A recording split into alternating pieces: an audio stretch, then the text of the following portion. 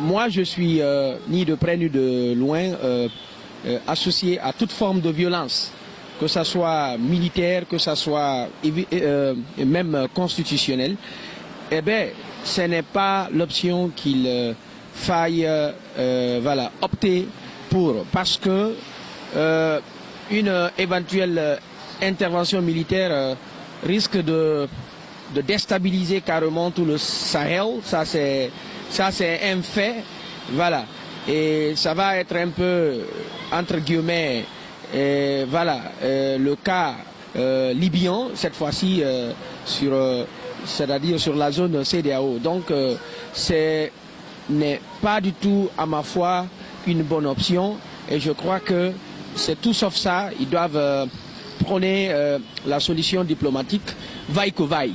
Parce que le fait de menacer de proférer déjà de menaces militaires, ça ne favorise pas, et comme on appelle l'option diplomatique, parce que c'est comme s'il y avait une espèce d'épée de Damoclès qui planait au-dessus voilà quoi, de la zente nigérienne. Donc ça veut dire vous êtes obligé de négocier, sans quoi on va vraiment faire abattre voilà, le feu sur vous, et donc c'est comme si c'était une menace. Et vous savez bien que moi, les militaires ne cèdent pas généralement voilà, face aux menaces. Ils sont préparés pour ne pas du tout céder face à de telles menaces.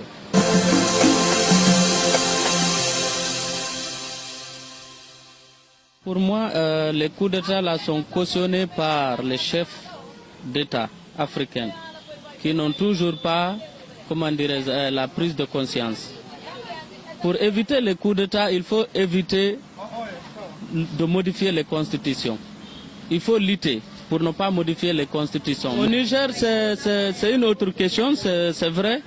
Mais bon, pour moi, le président nigérien, en ce moment, a fait une sortie qui n'a pas plu aux militaires nigériens. Donc, à travers sa sortie, peut-être c'est ce qui a poussé les militaires à récupérer le pouvoir. Pour la diplomatie, l'intervention militaire, d'une part, c'est pas bon. Parce que, à force d'aller par la force, ils vont atteindre la population. Donc, pour moi, il faut passer par la diplomatie, négocier, venir autour de la table pour pouvoir trouver des solutions concernant le coup d'État au Niger.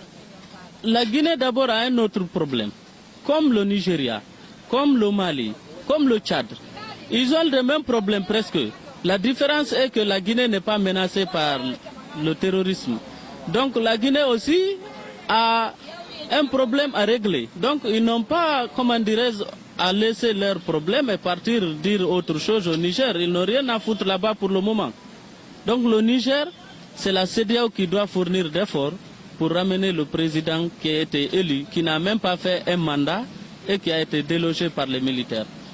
Donc c'est la CEDEAO qui doit jouer ce rôle.